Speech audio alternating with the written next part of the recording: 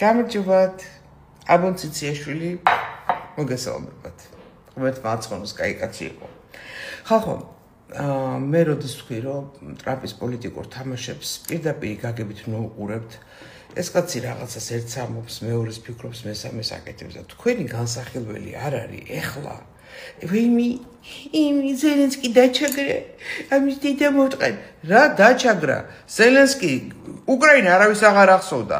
ზუსტად ტრამპმა ამოწია უკრაინის საკითხი. ზუსტად ტრამპმა აუწია რეიტინგი ზელენსკის. ზუსტად ტრამპმა გამოაცოცხლა ტრაქში წიხლი თხლიშა ევროპას, მიძინებულ, ჩაძინებულ, ჩამყაყებულ ევროპას. ნახეთ რა ხდება, იქ გერმანიაში ცვლილებებია, იქ რუმინეთში ცვლილებებია, ისრაელში რა სიტუაცია არის, ღაზას დენი წყალი გაუთიშეს, სირიაში რა ხდება, ალყაში არიან რუსეთის ბაზები, გენაცვალე, დაფიქრდით ამ ყველაფერს. და აი ამ ფონზე ეს ჩვენი გამოყალევებული ჟურნალისტები, ოპოზიციონერები, ვითომ ბლოგერები თუ ბლოგერები, ყოფილი ელჩები დგანან და ყველა მეთოდით ლანძღავენ ტრამპს და მის ადმინისტრაციას და ბებია თქვენისამ ტრამპი დაგეხმარებათ რა.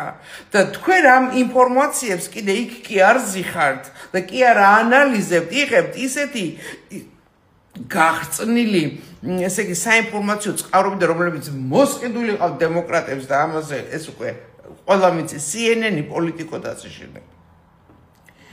ვის უნდა დაელაპარაკოს ამერიკის ადმინისტრაცია ამ ფონზე?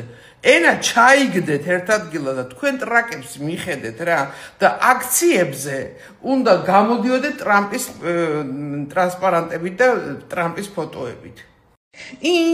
მასკის ქონებაო დავარდაო 100 მილიარდით რა შენი ტრაკის საქმეა შენ იცი რომ მასკის ქონებამ გიჟივით აიწია არჩევნების დროს და ეხლა ცოტა თუ ჩამოუვარდა that's okay თუ და ტრამპის ერთ სიტყვა შეუძლია ბირჟა აწიოს დაწიოს თქვენ ასწავლით ტრამპს და თქვენ ასწავლით მასკს ეხლა ფულის კეთებას თქვენ ტრაკებს მიხედეთ ხალხო ნულან წავთ ამერიკის ადმინისტრაციას თორე იცით რა მესიჯები მოდის იქიდან? კაი, თქვათ ბიძინა ივანიშვილი მოუშვი. უკეთესი ვინ დავსვათ? ვინ აკავთ? ვინ აკავთ უკეთესი? მადლობა ყურადღებისთვის.